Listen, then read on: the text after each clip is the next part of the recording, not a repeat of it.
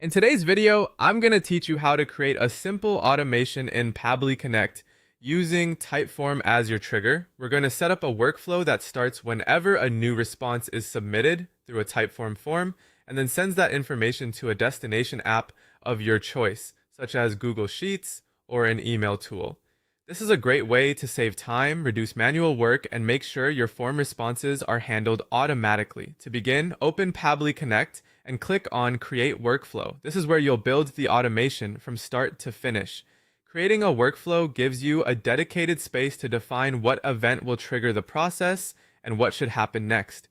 It helps to give your workflow a clear name so it's easier to recognize later, especially if you plan to create more automations in the future. Next, choose Typeform as the trigger application. For the trigger event, select New Response. This tells Pabbly Connect that the workflow should begin every time someone submits a new entry through your selected Typeform form. The trigger is the starting point of the entire automation, so choosing the correct event here is important. After that, connect your Typeform account and select the form you want to use.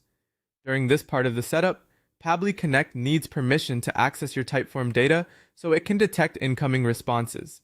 Once the account is connected, simply choose the correct form from the list. Make sure you select the exact form you want to monitor, especially if you manage multiple forms in the same account. Now it's time to add your destination action.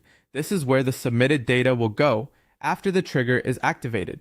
You can choose a destination app such as Google Sheets, email, or another supported service depending on your goal.